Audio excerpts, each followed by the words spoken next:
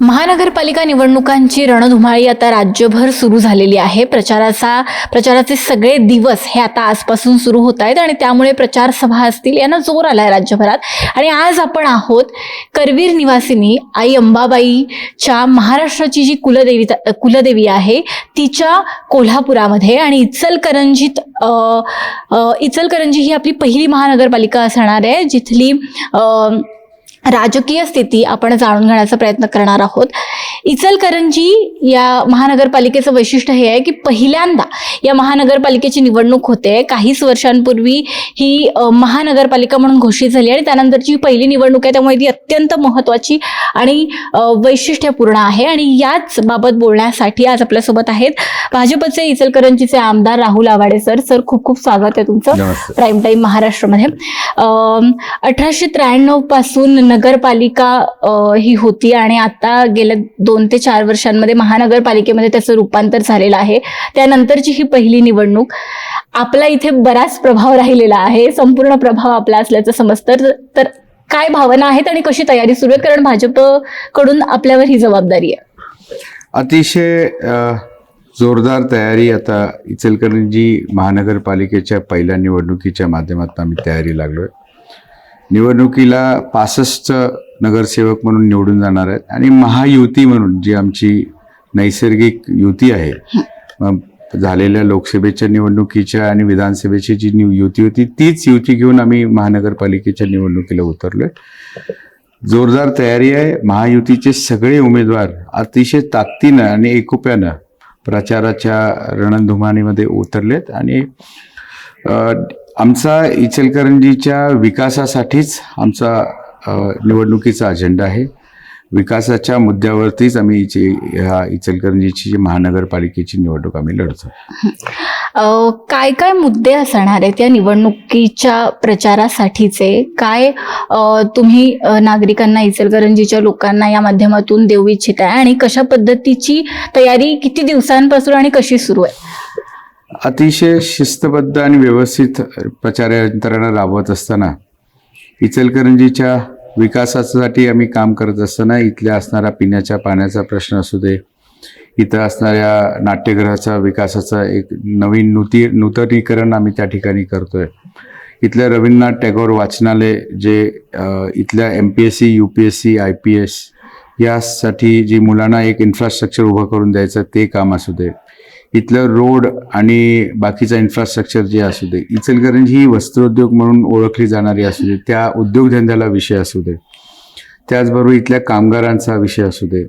इचलकरंजी ही पंचगंगा नदीच्या काठावरती आहे आणि त्या पंचगंगा नदीचं गाळ काढण्याचा विषय असू दे, त्यानंतर नदी स्वच्छ करण्याचा जो विषय असू दे, या सगळ्या मुद्द्यांबरोबर तरुणांना रोजगार, महिलांची सुरक्षता, त्याचबरोबर युवकांना रोजगार म्हणून द्यायचा, त्याचबरोबर विद्यार्थ्यांचं चांगलं शिक्षण आणि शेतकऱ्यांचे जे त्यांचे प्रश्न आहेत, ह्या सगळ्या मुद्द्यांवरती आम्ही आता इलेक्शन लढतो. विरोधक समोर आहेत म्हटल्यावर आरोप सुरूच राहतील आणि गेल्या अनेक वर्षांपासून आपल्याकडे इचलकरंजी शहराचा सगळा कारभार आहे, त्या दृष्टीनं टीका होताना दिसतात. त्या अशा आहेत की इथला पाण्याचा प्रश्न अद्यापही सुटलेला नाही, प्रदूषणाचा मुद्दा असेल किंवा वाहतूक कोंडीचा मुद्दा असेल, यासारखे प्रश्न हे अजूनही इचलकरंजीमध्ये सुटलेले नाही आहेत. त्याला तुम्ही काय प्रत्युत्तर द्याल किंवा त्यासाठी काय तयारी आहे? पिण्याच्या पाण्याचा प्रश्न इचलकरंजीला त्या ठिकाणी सोडवत असताना गेले काही वर्षांपासून सतत आम्ही वेगळ्या पद्धतीनं आम्ही त्याच्यावरती मात करायचा प्रयत्न करतोय. परवाच 23 मे 2025ला मुख्यमंत्री साहेब, मी आमदार झाल्यानंतर बरोबर 6 महिन्यात साहेब मुख्यमंत्री साहेब इचलकरंजीला विविध विकास कामाच्या उद्घाटनासाठी आलेले. त्याच्यामध्ये प्रामुख्यानं पंचगंगेच्या जो नदीचा विषय आहे, पंचगंगा प्रदूषित जे होते, घरातलं जे सांडपाणी, आपण जे शौचालयाचं सांडपाणी होतं ते पाणी शुद्धीकरण करून परत ते शेतीसाठी वापरायचं, त्याचं साधारण 400 कोटी रुपयाचं उद्घाटन मुख्यमंत्र्यांची साहेबांच्या हस्ते झालं. त्याचबरोबर परवा मुख्यमंत्री साहेबांच्या हस्ते 15 डिसेंबरला ZLD झिरो लिक्विड डिस्चार्ज, जे आमचं टेक्स्टाईलचं इंडस्ट्रियल वेस्ट पाणी बाहेर पडतं, त्याचं उद्घाटन मुख्यमंत्र्यांच्या हस्ते डिजिटल उद्घाटन मुख्यमंत्री साहेबांच्या इथं शिवतीर्थ परिसरामध्ये त्या ठिकाणी झालं. आणि आम्ही पंचगंगा शुद्ध करायचा प्रयत्न करतोय. आणि पंचगंगा शुद्ध करत असताना पंचगंगेतनं पाणी आम्ही त्या ठिकाणी शुद्ध करायचं आणि ते इचलकरंजीच्या पिण्याचा प्रश्न आम्ही त्या ठिकाणी सोडवायचा. मुख्यमंत्री साहेबांच्या हस्ते 22 MLD पाणी साधारण 5 कोटी रुपये निधी लावून त्याचं लोकार्पण सोहळा मुख्यमंत्री साहेबांच्या हस्ते झाला. साधारण 3 पिण्याच्या पाण्याच्या टाक्या लोकार्पण सोहळा, म्हणजे बांधतो करतो असं नाही, लोकार्पण होतं. तयार झालेल्या लोकांच्या लोकार्पण सोहळा 3 पिण्याच्या टाक्याचा त्या ठिकाणी झाला. त्याचबरोबर मी स्वतः साधारण 238 बोर मी गेले 3-4 महिने त्या ठिकाणी मारलेले आणि त्या 238 बोरपैकी 207 बोरला पाणी लागलं आणि 207 बोरला माझ्या आमदार स्थानिक विकास निधीमधनं 3,38 लाख रुपयाचा मी त्या ठिकाणी निधी लावून त्याच्यामध्ये पंप सोडायचा, त्याच्यातला इलेक्ट्रिफिकेशनचा, त्यानंतर टायमरचे, तर तो निधी लावून आता वेगानं तो बोरचा सुद्धा प्रश्न सुटेल आणि भागाभागामध्ये ते बोर चालू होतील. आज तारीख 4 जानेवारी आहे. 3-4 दिवसामध्ये 207 बोरमध्ये सगळे पाण्याचे बोर त्या ठिकाणी चालू होतील आणि गावातला पिण्याचा प्रश्न फार व्यवस्थित हाताळतोय. आजच कृष्णेचं मजलेवाडीचा प्रश्न जो पाण्याचा आम्ही 32 MLD पाणी आम्ही जे उचलणार आहोत त्याचे पायपा आज सकाळी 8:11 इचलकरंजीमध्ये त्याच्या पायपा सुद्धा उतरायचं काम त्या ठिकाणी आत्ताच तिथनं आलो, ते कामही त्या ठिकाणी चालू आहे. आम्ही अतिशय गंभीरपणे आम्ही पाण्याचा प्रश्न घेतलाय.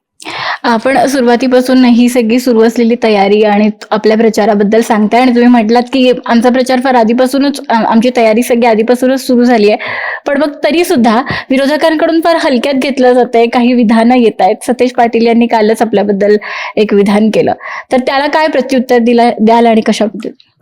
त्यांनी माझा उल्लेख काय तर मला जे सोशल मीडियाच्या ह्याच्यातनं मला बघून कोणतरी सांगितलं की मला बच्चा आहे, पण बच्चा आहे असं त्यांनी त्याचा माझा उल्लेख केला.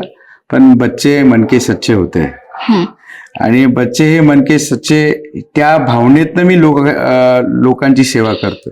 स्वच्छ मनानं मन साफ ठेवून लोकांच्या सतत मी त्या ठिकाणी त्यांच्या कामाच्या जोरावरती त्या ठिकाणी मी लोकांच्या समोर आहे. सतत मी लोकांच्या सेवेत त्या ठिकाणी असतो आणि ह्याच बच्चाला, ह्याच मनके सच्चाला लोकांनी जिल्ह्यात सगळ्यात जास्त 57,811 मतानं मताधिक्य देऊन, जिल्ह्यात सगळ्यात हायेस्ट लीड आणि मताधिक्य घेऊन 1,32,000 मतं मी त्या ठिकाणी घेतले. म्हणून सच्च्या मनाच्या बच्चाला लोकांनी इचलकरंजीतले स्वीकारले आणि येणाऱ्या विधानसभेच्या ह्या महानगरपालिकेच्या निवडणुकीला सुद्धा ते स्वीकारले. त्याचकडे मी येणार होते की हा काँग्रेसचा बालेकिल्ला म्हणून मानला जायचा आणि गेल्या काही वर्षांमध्ये भाजपने इथे व्यवस्थितपणे आपली पकड ठेवलेली आहे या शहरामध्ये. काय काय मुद्दे होते ज्याकडे तुम्ही लक्ष दिलं आणि त्यानंतर तुम्हाला हे शक्य झाले? निवडणुकीला राहायचं म्हणून लोकसेवेच्या अगोदर असू दे, विधानसभेच्या अगोदर सतत आम्ही लोकांच्या सेवेमध्ये होतो. पाण्याचा प्रश्न आपण सांगितला. आम्ही 52 कोटी रुपयाच्या रस्त्याची कामं इचलकरंजीमध्ये घेतली. बरीच वर्ष धर्मवीर श्री छत्रपती संभाजी महाराजांची मूर्ती शंभू तीर्थला बसवायचा हा विषय त्या ठिकाणी चालू होता. माझे वडील त्यावेळी 19 ते 24 पर्यंत आमदार होते.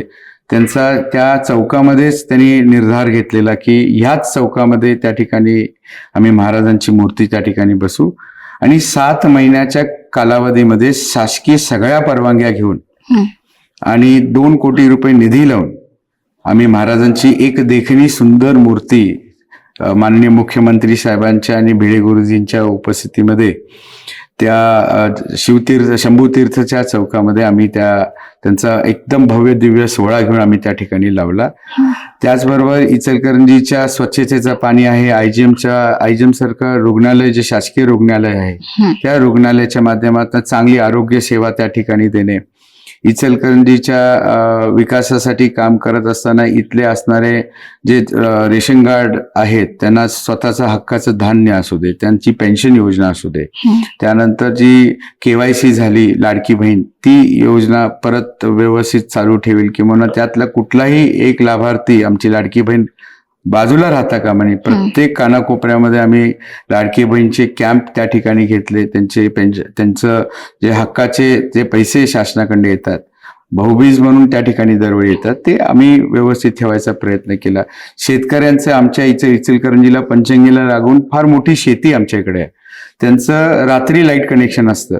साधारण 15 दिवस अगोदर त्यांची लाईट सुद्धा आम्ही दिवसा उपलब्ध करून द्यायचं आम्हाला यश मिळालं. आता त्यांनाही दिवसा शेती पंपासाठी लाईट आम्हाला त्या ठिकाणी मिळाली.